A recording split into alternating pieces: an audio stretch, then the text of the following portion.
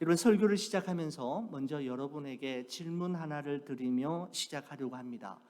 여러분, 우리는 믿음으로 구원받습니까? 아니면 행위로 구원을 받습니까? 여러분, 어떻게 생각하십니까? 다시 한번 해볼게요. 여러분, 분명하게 한번 말씀해 주시면 좋겠습니다. 믿음으로 구원을 받습니까? 아니면 행위로 구원을 받습니까? 맞습니다. 맞습니다. 믿음으로 구원을 받습니다. 우리는 오직 믿음으로 구원을 받습니다. 여러분, 우리 그리스도인들은 오직 의인은 믿음으로 말미암아 살리라, 오직 믿음으로 말미암아 구원을 받는다라고 하는 이신칭의의 교리를 분명히 믿습니다. 사도 바울은 갈라디아서 2장 16절에서 이렇게 고백합니다. 사람이 의롭게 되는 것은 율법의 행위로 말미암음이 아니요 오직 예수 그리스도를 믿음으로 말미암는 줄 알므로 우리도 그리스도 예수를 믿나니 이는 우리가 율법의 행위로서가 아니고 그리스도를 믿음으로써 의롭다함을 얻으려 함이라. 율법의 행위로서는 의롭다함을 얻을 육체가 없느니라 라고 분명하게 말씀합니다. 여러분, 이뿐만이 아닙니다. 로마서에서 그는 또한 이렇게 이야기하죠. 그러므로 사람이 의롭다 하심을 받는 것은 율법의 행위에 있지 않고 믿음으로 되는 줄 우리가 인정하노라 라고 말씀하고 있습니다. 성경은 우리가 오직 믿음으로 구원받는다 라고 하는 사실을 누누이 강조하며 우리에게 말씀하고 있습니다. 여러분, 그렇다면 우리로 하여금 구원을 받게 하는 그 믿음의 구체적인 내용은 무엇입니까? 그것은 예수 그리스도께서 여러분과 저의 죄와 허물을 사하시기 위해 십자가에 죽으시고 부활하심으로 우리가 구원함을 받았다라는 사실이고, 바로 그것이 나를 위한 사건이었음을 나의 마음으로 인정하고 입으로 시인하고 고백하는 것이 바로 구원 얻는 믿음이라고 말씀드릴 수 있습니다. 여러분, 그런데 말입니다. 오늘 여러분과 함께 나누게 될, 오늘 여러분과 함께 읽은 이 야고보서의 본문의 말씀은 우리로 하여금 상당히 혼란스럽게 하고 당황케 하는 말씀입니다. 왜 그런가? 여러분, 야고보서 2장 14절 말씀 한번 보시겠습니까? 여러분, 성경책을 보시는 겁니다. 이렇게 기록하죠. 내 형제들아, 만일 사람이 믿음이 있노라 하고 행함이 없으면 무슨 유익이 있으리요? 그 믿음이 능히 자기를 구원하겠느냐라고 하는 말씀으로 시작해서 좀 더 노골적으로 24절 말씀 보시겠습니까? 이렇게 이야기합니다. 이로 보건대 사람이 행함으로 의롭다 하심을 받고 믿음으로만은 아니니라, 이렇게 말씀하고 있단 말입니다. 그러면서 결론적으로 26절에서는 영혼 없는 몸이 죽은 것 같이 행함이 없는 믿음은 죽은 것이니라 라고 말씀하고 있습니다. 여러분, 야고보는 사도 바울이 말한 것과는 달리 우리의 구원을 위해서는 믿음 하나만으로는 부족하고 믿음과 더불어서 행위가 있어야 함을 말하는 것처럼 오늘 이 본문이 우리에게 다가온다라는 점입니다. 여러분, 그러면 성경이 서로 상반된 이야기를 우리에게 하고 있는 걸까요? 사도 바울의 주장이 옳습니까? 아니면 야고보의 주장이 옳습니까? 여러분, 야고보가 말하고 있는 행함이 있는 믿음이라는 것은 도대체 어떤 믿음을 말하는 걸까요?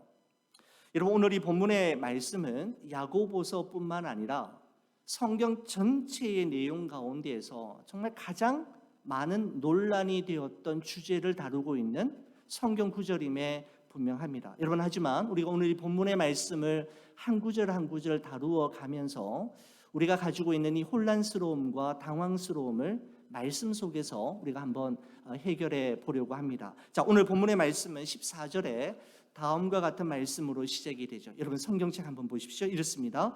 내 형제들아, 만일 사람이 믿음이 있노라 하고 행함이 없으면 무슨 유익이 있으리요? 그 믿음이 능히 자기를 구원하겠느냐라고 말씀하고 있습니다. 자, 여러분, 이 말씀 다시 한번 보십니다. 이렇게 이야기하죠. 야고보는 행함이 없으면 무슨 유익이 있으리요? 믿음이 능히 자기를 구원하겠느냐? 이렇게 이야기하지 않고 믿음 앞에 한 단어를 붙이고 있는 것을 보게 됩니다. 그 믿음이 능히 자기를 구원하겠느냐? 이렇게 돼 있단 말이죠. 여러분 성경책에도 보니까 그냥 faith라고 표현하지 않고 such faith 또한 that faith라고 하면서 그냥 믿음이 아닌 그 믿음이라고 표현하고 있는 점이 저희 시선을 끌게 만들었습니다. 여러분 그러면 지금 야고보가 말하고 있는 그 믿음이란 어떤 믿음을 이야기하는 걸까요? 여러분 다시 한번 14절 보십시오. 내 형제들아 만일 사람이 믿음이 있노라 하고 행함이 없으면 무슨 유익이 있으리요? 그 믿음이, 이 말은 행함이 없는 믿음이 그 말입니다. 행함이 없는 믿음이 능히 자기를 구원하겠느냐라고 말씀하는 것이죠. 다시 말씀드리면 행함이 없는 믿음은 자기를 구원할 수 없다라고 말씀하고 있는 것입니다. 야고보에게 있어서 믿음과 행위는 구분할 수는 있어도 분리할 수는 없는 것이죠.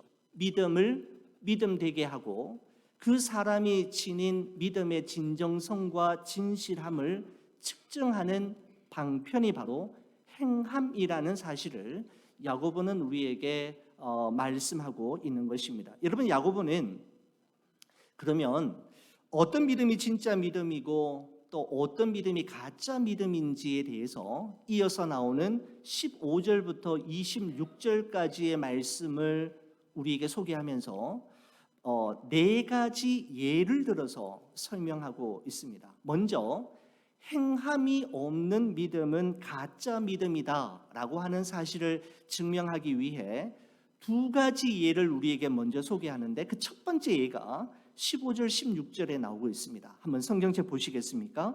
만일 형제나 자매가 헐벗고 일용할 양식이 없는데 너희 중에 누구든지 그에게 이르되 평안히 가라 덥게 하라 배부르게 하라 하며 그 몸에 쓸 것을 주지 아니하면 무슨 유익이 있으리요? 라고 말씀하고 있습니다. 여러분 이 부분을 유진 피터슨이 쓴 메시지 성경에서는 어떻게 풀어서 우리에게 설명하고 있느냐 하면 여러분 그 본문을 그대로 제가 한번 담아와 보았습니다. 여러분 메시지 성경에서 이 구절을 이렇게 이야기합니다. 사랑하는 친구 여러분, 여러분은 옳은 말씀을 배우기만 하고 아무것도 행하지 않으면서 잘 되기를 바랍니까? 어떤 사람이 믿음을 논하기만 하고 전혀 실천하지 않는다면 그 사람에게 믿음이 실제로 있는 것이겠습니까? 예를 들어 여러분의 옛 친구가 누더기를 걸친 채 굶주리고 있는데 그에게 다가가서 여복의 친구 그리스도를 입으시게 성령 충만하시게라고 말하면서 외투 한 벌이나 밥 한 그릇 주지 않고 떠나간다면 무슨 소용이 있겠습니까? 하나님의 말만 앞세우고 하나님의 행함이 없다면 그것은 터무니없는 지림에 분명하지 않습니까? 라고 되어 있습니다. 여러분 그 마지막 부분에 보면 이 표현 있죠? 하나님의 말만 앞세우고 하나님의 행함이 없다면 터무니없는 일이다 라고 하는 이 부분이 참 우리의 마음에 울림이 됩니다. 여러분 이처럼 말은 잘하면서도 실제적인 행동은 하나도 없는 것에 대해서 야고보는 17절에 이렇게 이야기하죠. 이와 같이 행함이 없는 믿음은 그 자체가 죽은 것이라 라고 이야기합니다. 참 믿음, 살아있는 믿음을 가진 사람이라면 절대로 그럴 수가 없다라는 말씀입니다. 제가 예전에 읽은 책 중에 탤런트 김혜자 씨가 쓴 꽃으로도 때리지 말라라고 하는 책이 있습니다. 여러분 이 책에 보면 이런 에피소드가 이 말씀을 준비하면서 생각이 났습니다. 아프리카에서 일어나는 일들이죠.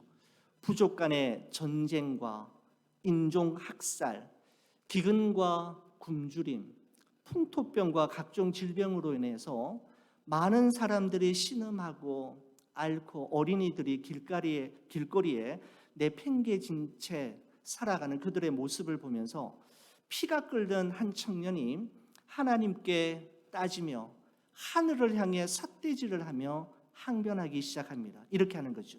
하나님, 도대체 어디에 계시는 겁니까? 하나님, 지금 뭘 하고 계시는 겁니까? 하나님이 인간을 지으시고 만드셨는데 왜 저들을 돌보시지 않는 겁니까? 라며 하나님께 항변하고 있을 때 하늘에서부터 이런 음성이 들려왔다고 해요. 이렇게 이야기합니다. 그래서 내가 너를 이 땅에 보내지 않았니? 라고 말씀하시더라는 것입니다. 여러분, 무슨 말입니까? 하나님께서 여러분과 저를 이 세상에 보내시고 하나님의 소명자로 이 세상에 부르시고 보내신 이유에는 바로 여러분과 제가 그분의 손과 발이 되어 우리의 작은 삶과 작은 실천을 통해 하나님의 사랑과 긍휼하심을 끊임없이 흘러보내고 전해지게 하는 그러한 역할을 감당하도록 하기 위해 우리를 이 땅에 보내셨다라고 하는 의미가 담겨져 있을 것입니다. 여러분, 예수님께서는 지극히 작은 자 하나에게 한 것이 바로 나에게 한 것이고 지극히 작은 자 하나에게 하지 않은 그것이 바로 나에게 하지 않은 것이라고 말씀하셨습니다. 여러분, 이 말씀을 묵상하면서 또 한 권의 책이 기억이 났습니다. 여러분, 지금은 고인이 된 이어령 교수님, 이어령 교수님의 부인 되시는 강인숙 여사가 쓴 글로 지은 집이라고 하는 이 책에 보면 다음과 같은 에피소드가 하나 기록이 되어 있습니다. 이어령 교수님이 용인에서 강연을 마치고 집으로 돌아가기 전에 아버지 댁에 들러서, 그러니까 이어령 교수님의 아버지 댁에 들러서 아버지와 점심 식사를 함께 나누었던 그때의 이야기를 이 책에서 담고 있습니다. 그때 이미 100세가 훨씬 넘으신 아버지의 식사 기도가 이어령 교수님의 마음속에 오랜 감동으로 남았다라는 것이지요. 이어령 교수님의 아버지는 그 식탁을 앞에 놔두고 기도를 하시는데 소말리아에서부터 시작해서 전 세계에 고통당하고 아픔 속에 있는 이들, 굶주리고 배고파하며 착취당하며 억압당하는 이들을 위해서 일일이 기도하신 후에 한참 동안 기도하신 후에는 마지막 기도가 아버지의 기도가 바로 이것이었다라는 겁니다.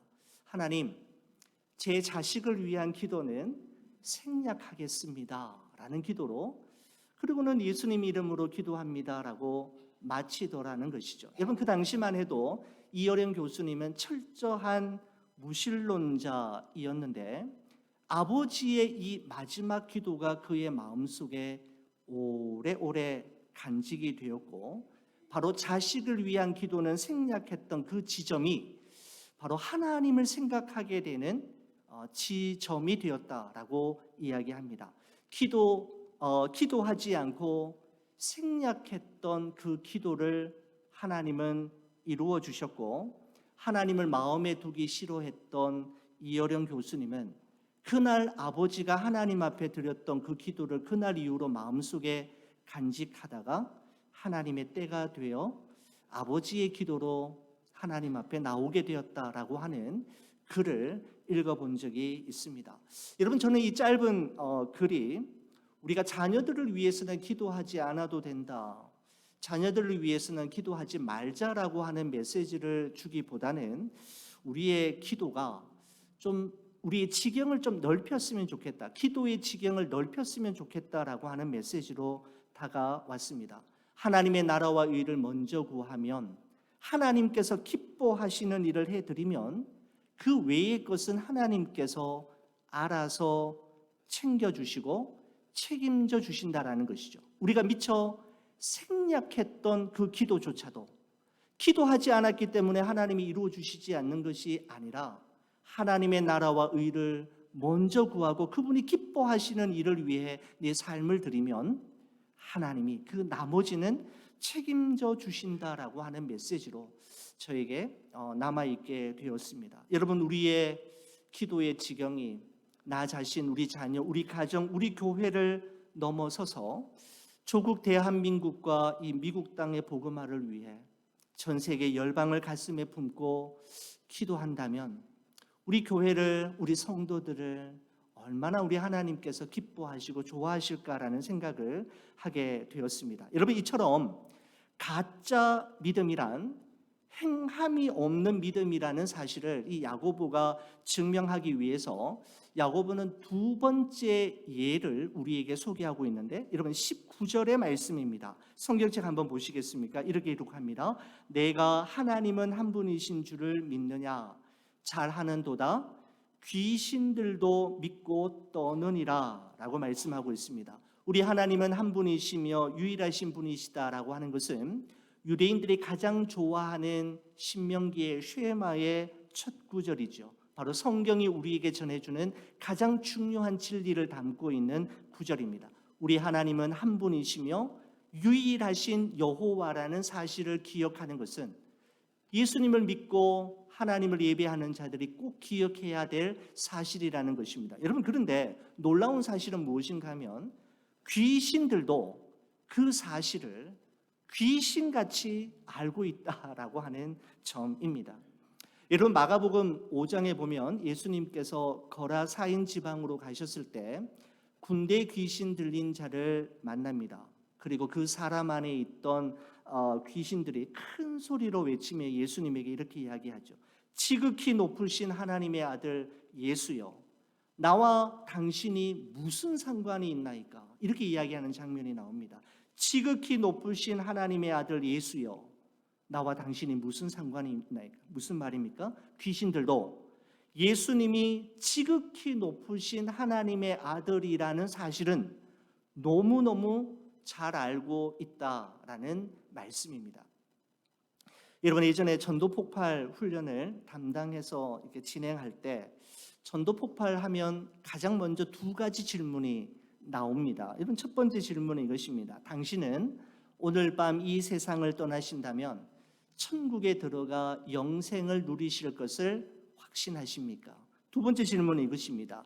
당신이 천국문 앞에 섰을 때 하나님께서 당신에게 내가 너를 나의 천국에 들어오게 해야 할 이유가 무엇이냐라고 물으신다면 당신은 어떻게 대답하시겠습니까? 다시 말씀드리면 천국에 들어갈 수 있는, 어떻게 하면 천국에 들어갈 수 있습니까? 라고 하는 질문입니다. 이 두 가지 질문을 열심히 외워서 이제 전도 대상자들에게 실습하고 그들로부터 답을 얻어내는 그런 과정이 있거든요. 여러분, 그런데 이런 질문, 제가 방금 드렸던 이 두 가지 질문을 하면 교회에 다니는 사람이든 또 교회 옛적에 다니다가 지금은 안 다니는 사람이든 대부분 정답을 알고 있습니다. 어떻게 하면 천국에 들어갈 수 있습니까? 라고 하면 거의 100% 예수님을 믿으면 천국에 갈 수 있습니다 라고 이야기합니다. 여러분, 그런데 저는 그런 대답을 들을 때마다 제 마음속에 솔직히 이런 생각이 들었습니다. 여러분, 정말 천국에 들어가는 법을 알고 있고 그 법을 우리의 입술로만 대답하기만 하면 정말 다 천국에 들어갈 수 있는 걸까요? 우리 입술의 고백이 우리의 천국을 보장해 줄 수 있겠느냐라는 것입니다. 단순한 지적 동의가 우리의 천국을 확정지어 줄 수 있겠느냐라는 것이죠. 여러분, 바리새인과 서기관들이 예수님한테 얼마나 많은 책망과 지적을 많이 받았습니까? 바리새인과 서기관들이 하나님에 대한 지식이 부족해서, 천국에 대한 정보가 부족해서 예수님으로부터 책망받았습니까? 여러분, 그렇지 않죠. 지식이 없어서, 몰라서가 아니라 그들은 알았지만 그들이 알고 있는 대로 살지 않았고 그들의 알미 삶으로 이어지지 않았기에 그들의 삶에는 아무런 열매가 없음으로 인해 예수님으로부터 책망을 받았던 것입니다. 여러분, 예수님께서는 하나님과 예수님에 대한 지적인 동의만으로는 결단코 천국에 들어갈 수 없음을 말씀하시면서 마태복음 7장에 이렇게까지 말씀하셨습니다. 나더러 주여 주여 하는 자마다 다 천국에 들어갈 것이 아니요 다만 하늘에 계신 내 아버지의 뜻대로 행하는 자라야 들어가리라 라고 말씀하셨습니다. 무슨 말입니까? 보이지 않는 우리의 믿음은 우리의 보이는 삶과 그 삶이 맺어내는 그 삶의 열매를 통해서 증명이 되어진다라는 것이죠.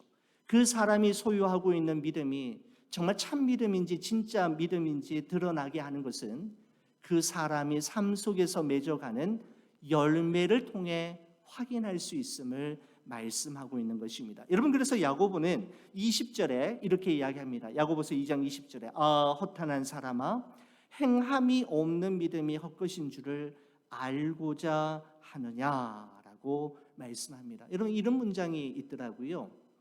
행함이 없는 믿음은 자기 신념에 불과하고 믿음이 없는 행함은 껍데기뿐인 위선과 외식일 뿐이다 라고 하는 문장을 제가 책에서 본 적이 있습니다.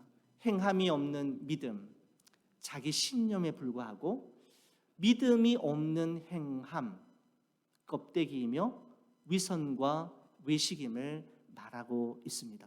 믿음이 믿음다워지려면 우리의 행함과 우리의 삶이 뒷받침되어야 함을 말씀하는 것일 겁니다. 여러분, 그렇다면 어떤 사람에게 정말 믿음이 있다라는 것을 무엇으로 알 수 있을까요? 그 한 사람이 가지고 있는 믿음이 정말 진짜 믿음이고 의롭다 할 만한 믿음이고 구원받을 만한 믿음이라는 것을 여러분 어떻게 알 수 있을까요? 여러분, 야고보는 이와 같은 질문에 답하기 위해 또다시 두 가지 예를 드는데 두 사람을 우리에게 예로 들어 설명하는데 바로 아브라함과 라합이라고 하는 두 인물입니다. 여러분, 한 사람은 누구입니까? 아브라함은 이스라엘의 조상으로 존경받는 유대인 남자이고 경건한 부자였습니다.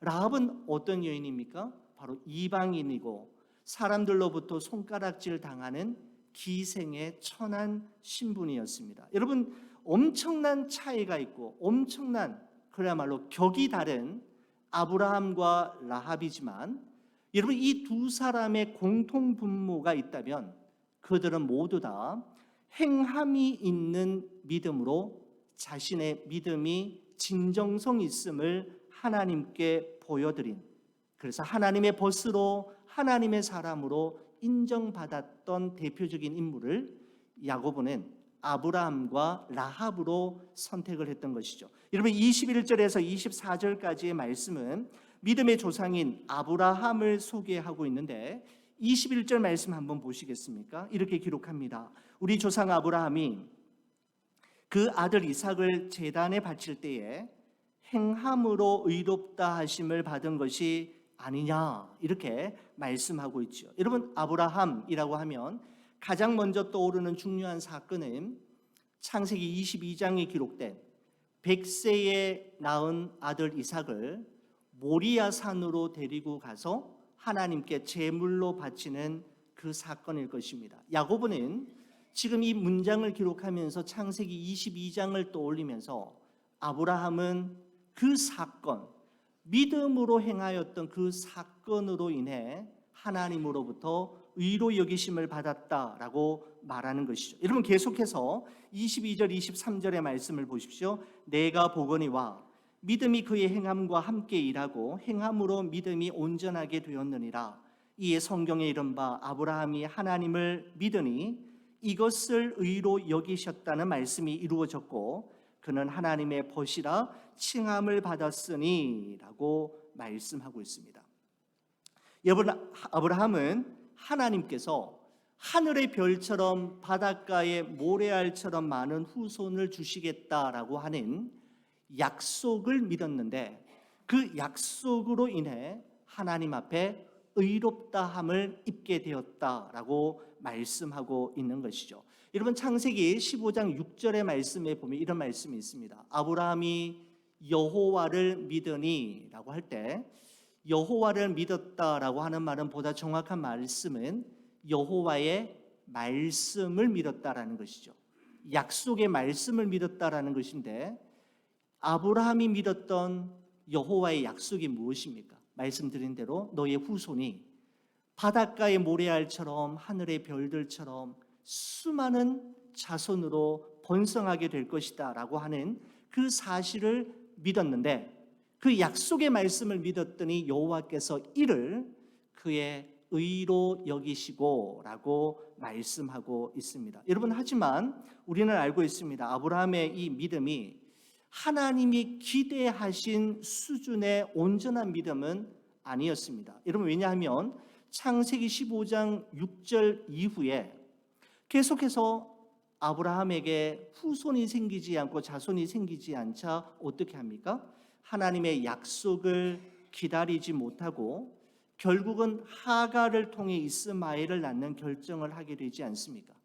믿었지만은 그 믿음이 온전하지 않았고 자신을 구원할 만한 믿음이라기보다는 불완전한 믿음이었다라는 것이죠. 여러분, 그러나 아브라함이 창세기 22장에 100세에 낳은 이삭을 하나님께 드리는 행함을 통해 아브라함의 믿음이 증명되었고 인정함을 하나님께 받았다라는 것입니다. 여러분, 그래서 창세기 22장 12절에 보면 이런 말씀이 있죠. 내가 내 아들 내 독자까지도 내게 아끼지 아니하였으니 내가 이제야 내가 하나님을 경외하는 줄을 아노라라고 말씀하고 있습니다. 내가 이제야 알았다. 무엇입니까? 바로 창세기 22장에 나오는 아브라함이 자신의 이삭을 하나님께 바치는 그 행함을 통해서 아브라함의 하나님을 향한 믿음이 정말 온전한 믿음이다라는 것을 확인하게 되었다라고 말씀하고 있는 것이죠. 여러분, 그러면서 야고보는 문제의 구절인 24절을 우리에게 이야기하고 있습니다. 이렇게 이야기합니다. 이로 보건대 사람이 행함으로 의롭다 하심을 받고 믿음으로만은 아니니라 라고 말씀하고 있는 것이죠. 여러분, 우리가 이 말씀을 앞뒤 문맥을 살피지 않고 이 말씀 한 절만 보게 되면은 사람이 의롭게 되는 것은 믿음 플러스 행위인 것처럼 보입니다. 그죠? 여러분, 하지만 우리가 지금까지 살펴온 문맥을 통해서 이 24절을 보게 될 때 이 말씀은 믿음으로는 완전하지 않기 때문에 행함이 추가되어야만 의롭다함을 받는다라는 말이 아니라 행함으로 증명된 믿음으로만이 인정함을 또 의롭다함을 받을 수 있다라고 하는 것을 이야기하는 것입니다.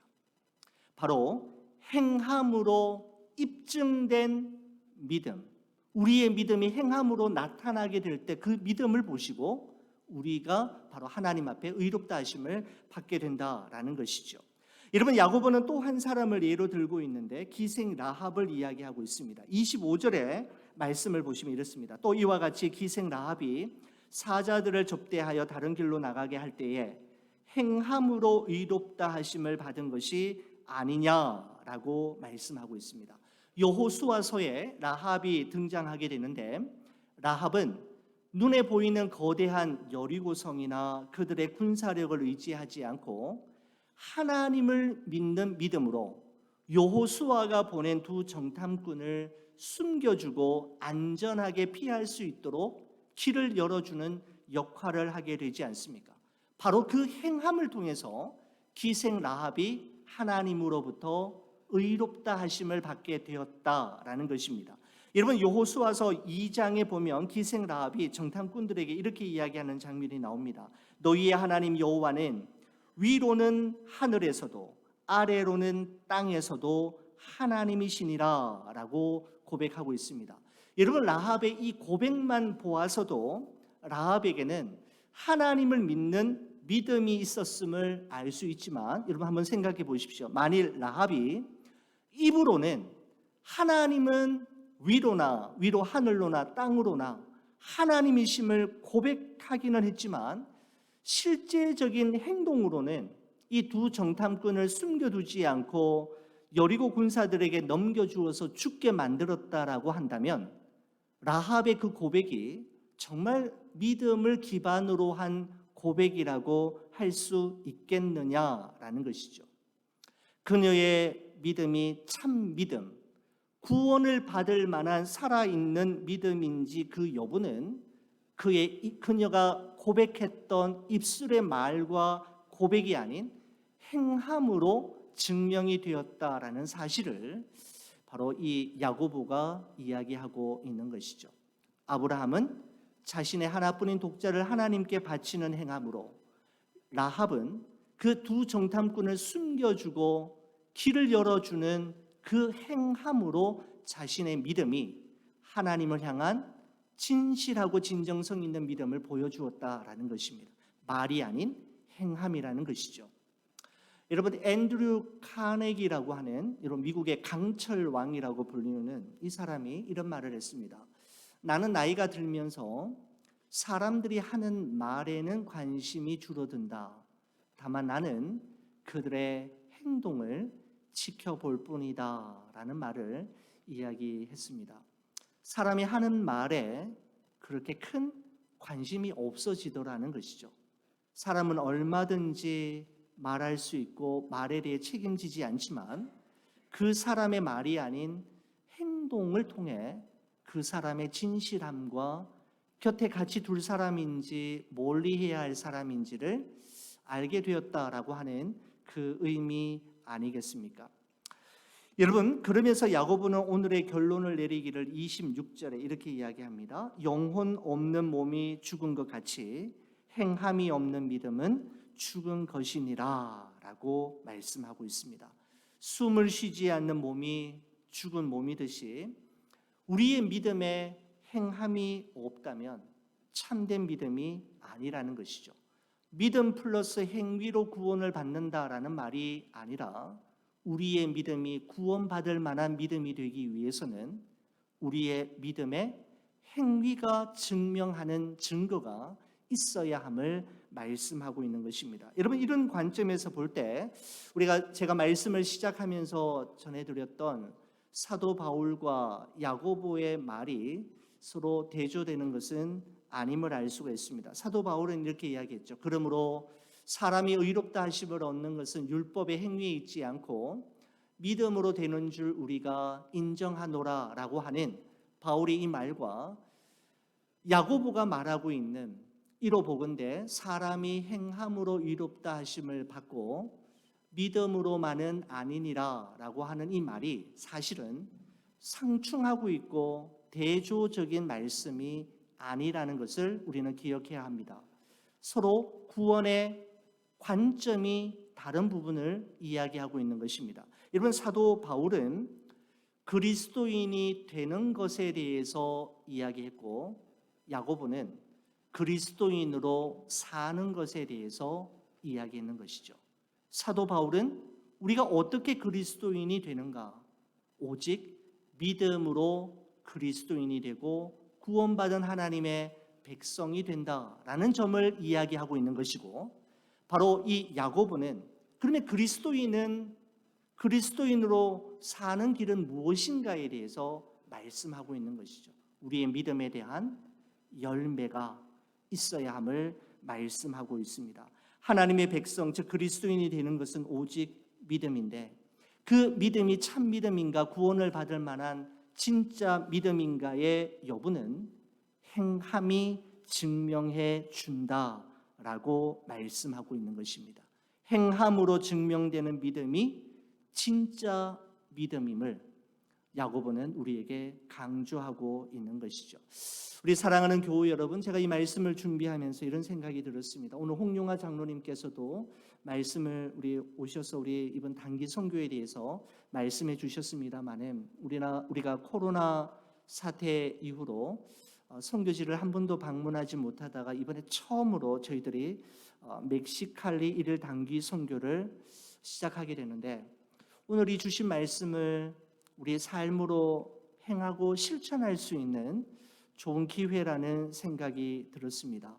예수마을 공동체가 지난 화재 사건으로 인해서 우리 선교사님과 또 함께 동력하는 일들이 많은 상실감과 많은 어려움에 처해 있을 터인데, 우리가 그곳에 한번 방문해서 그 땅을 밟고 우리 선교사님의 손 한번 잡아드리고 우리 그 영혼들을 위해 손잡고 같이 기도해 드리는 것만으로, 우리가 굳이 페인팅을 하지 않고 바닥 공사를 하지 않더라도 우리가 할 수 있는 일들을 우리가 하는 모습을 우리 주님께서 얼마나 기뻐하실까? 그 땅을 위해서 기도만 하는 것이 아니라 그 땅을 위해서 기도하겠노라고 약속만 하는 것이 아니라 이번 기회가 주어졌을 때 여러분 한번 너무 부담이 되지 않는 범위 안에서 하나님께서 감동을 주신다면 한번 실천해 주셨으면 어떨까라는 생각이 들었습니다.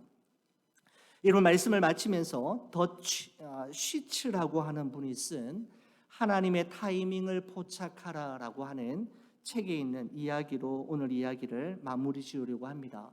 미국 중서부 지역의 가뭄으로 인해서 그 마을에 유례없는 기근이 계속해서 이어지기 시작했습니다.